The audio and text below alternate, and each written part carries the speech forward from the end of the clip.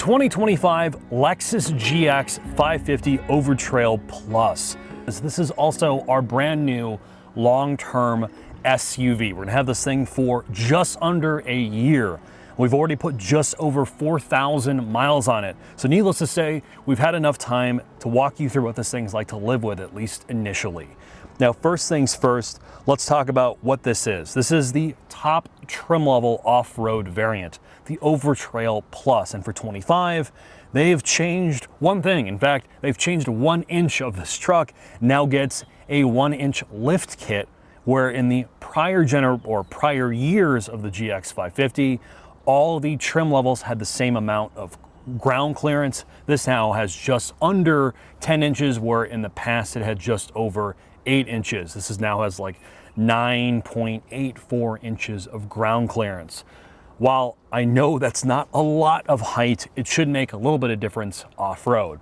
From an interior side of things though, Mark and I mentioned this in our original video where we interviewed Koji-san, the chief engineer. I think this is the most cohesive Lexus product they currently sell. You can tell this has been done a little later into their Toyota connected integration, so the dash layout on this thing is nice and compact. Well, yes, you still have a giant screen. It's integrated into the dashboard.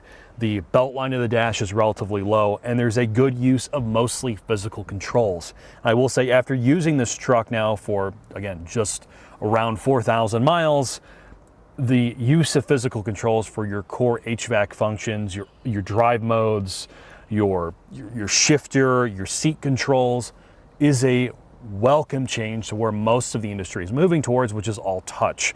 I will say from the front, at least, when you actually live with this truck for a while, well, the door storage is great, and I do love the optional cool box in the center console. When it comes to actual usable storage in the center console, it's sort of a mixed bag. Again, the most I ever bring with me is a phone, wallet, maybe a coffee cup, and my sunglasses. It's fine for that. But if you're gonna use this as a kid hauler, or you just have more things than that, there is not a lot of storage. The other thing too is some of the functions for the seat are buried in the head unit. Heated and cooled seats and the heated steering wheel are one tap in the head unit. However, if you do get the optional massaging seats on the higher trim levels of the GX, it's a couple tip taps in the physical head unit itself. I know that sounds like a first world problem, but it is something you begin to notice the more and more you use this thing. This being an Overtrail, it's a 2-row configuration. Other trim levels of the GX are a 3-row. The second row is surprisingly comfortable. You have good headroom, reasonable legroom. The seats themselves, I was back there for almost 6 hours, no problems, and the trunk in this thing is enormous. Though when you fold the second row down, it is not flat with the trunk. So depending on what you need to fit back here, you might run into that issue. We've used this as a camera vehicle multiple times at this point, and we've never run into any issues with our gear. The other thing you will notice with the GX 550 that they've done quite well is they've allowed you to configure this thing with interesting colors, and you can delete things like the sunroof. So if you are going to get a roof rack like I did, you do not have to deal with the extra noise coming through the glass roof. So all that said at this point, Mark and I are gonna go take this for a quick drive on our favorite back roads.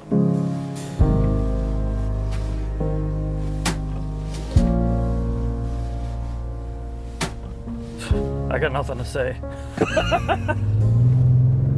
GX 550 Overtrail Plus, optional sports exhaust, which sounds terrible, and a roof rack.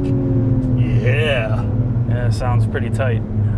As much as the exhaust may drone, what you really notice with this car is this thing. This roof rack is constant. Yeah, so I mean, I'm just gonna say what I have to say because I drove this a little bit. The sport exhaust, as long as you're in the front seats, is totally fine. If you're in the back seats, be prepared for feeling like you're getting a dentist drill in your head.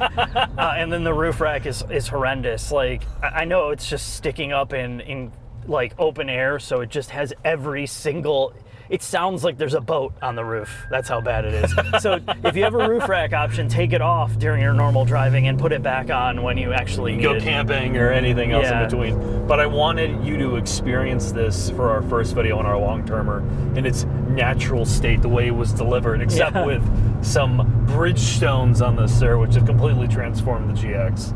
Yeah, I mean, this thing is unbelievable. I thought I was in the Z06 when I got into it. Once I put on the Bridgestones, I'm like, man, there's so much all-terrain grip. All the engineering, you don't even need any engineering. You could just throw all that Toyota engineering out and just put these tires on. It would have made it 100% better. Look, we've now put a lot of miles on this thing together. You've undersold it. I think we did 800 miles in one day, or 600 miles in one day. Was it that much? Yeah, it was a lot. I think I kind of blacked out. I blacked it out. We've had this now for a couple months, and we put almost 5,000 miles on this thing already, which is crazy. I want to drive it again without the fucking roof rack on it. I think it ruined it for me.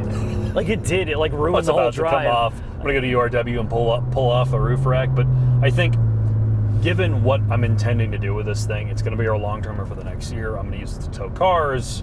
I'm going to go on a camping trip, which I know you said count me out immediately. Count me out of a 110-degree camping trip inside a hot-ass tent in the humidity. It'll be like a rainforest in there. It'd be like at the Brookfield Zoo. Yeah, like the gorilla cage. And we've already done a comparison test with basically this vehicle, but a 2024, the Defender versus this GX. I after now spending a lot more time with it, I really, really appreciate what this thing does well and what it doesn't do well. I like the fact that it's just a big, comfortable boat. It's got a good massage function. It's around town, other than the roof rack, fairly quiet. I think it rides mostly okay for a body on frame, live axle truck. Drivetrain tuning's good. I think the adaptive dampers do a good job sort of spreading it out from having some kind of body control to having no body control whatsoever. I mean, what are your thoughts other than this, the roof rack? Well, I think what I like about it, we just got out of this Mercedes pile that we were driving, and, I think to myself, I'm like, my brain was just like scrambled eggs thinking about all the shit that they put into it that it didn't need to be there. This has exactly what it needs to be a good truck. Big floaty. A big floaty. It rides well. The sophistication of every electronic system isn't so overbearing that you don't know what's going on with drive modes. It has just the right amount of things to go off-road, and when you're on-road, you just leave it in regular comfort mode, and it handles almost all the terrain right. And the inputs are simple. The way you use this thing, from shifting it, putting in the gear, you don't like, is this right? There's nothing you're getting in here and thinking about, did I do it right? Is this, you don't have to think about it, and that's why I like it a lot. No, I hate to admit it. It's also a pretty good mall crawler. Yeah. I mean, basically 95% of people who buy these vehicles, and for us, most of the time, this is going to be a mall crawler. It does a good job. There's only like 2 knocks I have against it. You brought it up. The center storage area is fairly useless. It did not utilize space well. And the fuel economy, at least with this roof rack, I improved a little bit by going away from the factory tires to these Bridgestone all-terrains, but 15.5 maybe is what I'm normally getting, which I'm hoping once the roof rack goes off, it's supposed to get closer to like 18. But it's still, you're going to be at the pump a lot. The overall range of this thing, as it currently sits, as it's currently configured, I can't get more than 300 miles to a tank. Yeah. Which is... That's a big deal. Yeah, it's rough, and something that is supposed to be this all-terrain, overlanding big boat. Yeah, so this becomes the argument. There's some counterintuitive stuff about this. Just like what you said, your fuel economy is not great, even for a V6. The storage and usability of the interior space is not great for like a family hauler. Things are very tight, like it just packaged poorly compared to like some SUVs. And the fact that it doesn't ride as good, it doesn't handle as good as some of the more tried and true non-body and frame, unibody SUVs. So you really have to want a truck. And if you asked me or most people, I said, I want a truck SUV that is amazing at being a truck SUV and then some. Tows 9,000 pounds. Yes. Yeah. This is where, that's where this does amazing things. But if you're just looking for that cruiser, you don't care about towing, you don't care about overlanding, you don't care about anything, you go and buy an X5 and you're probably going to be a lot happier than this, honestly. But I don't know. The more I've driven it and the more I've looked at it, it's grown on me quite a bit. Even like the stability or the safety suite, it gives you a sense of confidence. It works really good for its price point. The traffic jam assist stuff works really, really well. Infotainment is generic as it looks stuck on the dash here. Most everything works well with it. It doesn't seem to glitch out all that much. The massage function, despite having to tip tap through the screen. Right, yeah. Like 4 tip taps. Yeah, there's the software part of it needs work. Like, they need better integration between physical controls and the infotainment, but that's a Toyota Lexus problem, is they're spinning this up more with different models. I think they had to put it in so many models all at once. They couldn't customize the interior space to it perfectly. So you're gonna have to deal with that, yes, like menu jumping for certain functions. But other than that, I mean, just like we've talked about in our original comparison video in our first GX video, I think as a cohesive Lexus product, other than maybe the TX, this is probably their best implemented vehicle. I look at what they've done with the new ES and I go, ugh. Oh God, yeah, I know. I mean, again, yeah, this is the thing. This is still kind of feels like last generation, but just enough new generation stuff along with it actually driving good. Just forget about the V6, whether you like that or not. It actually, the inputs, the way it drives in loose pavement, in gravel, in snow, as we found it. Snow. Deep, amazing driving vehicle for what it is, for sure.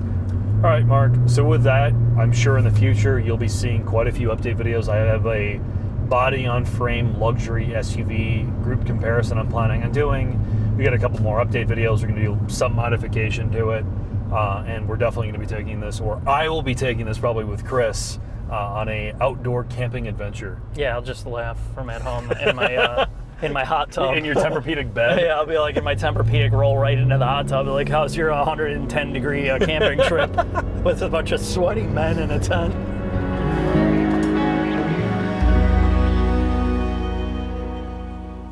So we just concluded our first long-term video on the GX, and a lot of the takeaways that we've had from previously driving this are still here. Now the question is how's it going to hold up, and how's the usability going to be once you start really kind of using it for its intended purpose? Towing, the purpose of overlanding or off-roading, and then how is this car going to hold up? Not only that, in terms of consumables and the residual value or its resale value as we put more miles on it. But thanks for watching this, and keep in touch with us to see how this series goes.